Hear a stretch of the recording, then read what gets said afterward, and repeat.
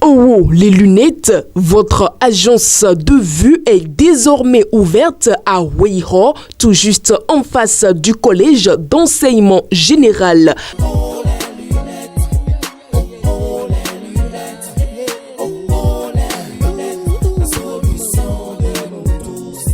Faites-y rapidement un tour et profitez de ces offres exceptionnelles et bénéficiez surtout du traitement Satin Plus gratuitement offert.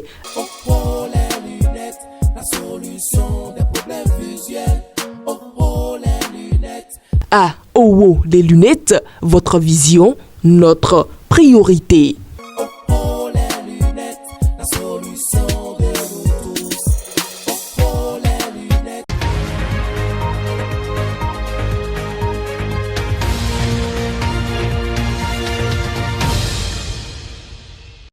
Jeudi 11 avril 2024, bonsoir à toutes et à tous et merci de choisir Guérita TV Monde pour vous informer. Suite au départ de l'ex-conseiller spécial du président de la République et précédemment coordonnateur du BAI Johannes Dayon, Pascal Irénée Koupaki, en sa qualité de secrétaire général de la présidence et autorité administrative du BAI, a repris depuis quelques heures les commandes du bureau et ce conformément au décret numéro 366 du 16 juin 2016 portant création, attribution, organisation et fonctionnement de cette unité. En effet, selon l'article 5 du décret, le BAI a toujours été placé sous l'autorité du secrétaire général de la présidence de la République, même si la coordination opérationnelle revenait à Dayon. Un recrutement de 146 fonctionnaires de l'État, dont 100 greffiers au profit du ministère de la Justice et de la Législation au titre de l'année 2024, ainsi que le recrutement de 300 fonctionnaires au profit des douanes et du Trésor public au titre de l'année 2024 est annoncé par le gouvernement. C'est l'une des décisions prises en Conseil des ministres de ce jeudi 11 avril 2024.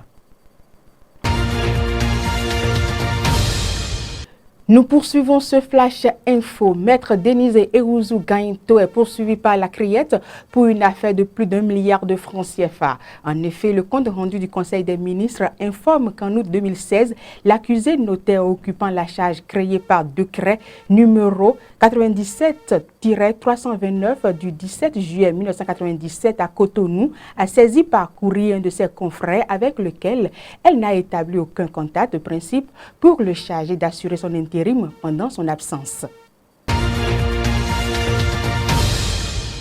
Autre information dans ce flash info, 5 individus accusés de vol d'énergie électrique dans l'arrondissement de Kpaou ont comparu devant le tribunal le lundi 8 avril 2024. Selon nos confrères de Banuto, les prévenus doivent un montant à hauteur de 40 millions de francs CFA à la société. Dans les faits, 2 accusés ont été placés en détention provisoire, tandis que 2 autres font l'objet de poursuites sans mandat d'arrêt. Quant à la dernière personne mise en cause, elle est actuellement introuvable. Selon les dires de la représentante de la société, un agent de la SBE soupçonné d'avoir facilité ces fraudes a également disparu brusquement. Carnet noir à présent, Ferdinand Assogba Doyon, ancien directeur général du port autonome de Cotonou, a tiré sa révérence. Il a été nommé directeur général du port par feu général Mathieu Kérékou par décret numéro 99-464 du 22 septembre 1999 et en a assuré la direction jusqu'en janvier 2004. Selon le quotidien Le Potentiel, Ferdinand Assogba Doyon est décédé dans la journée d'hier mercredi 10 avril 2024. Les causes et les circonstances de son décès ne sont pas encore connues.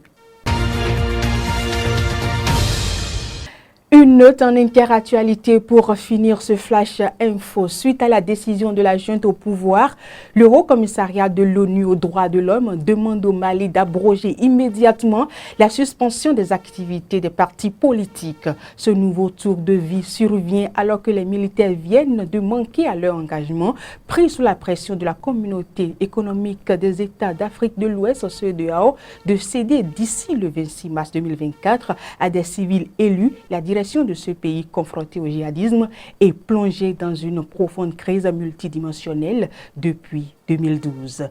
Merci d'avoir été des nôtres. À très vite.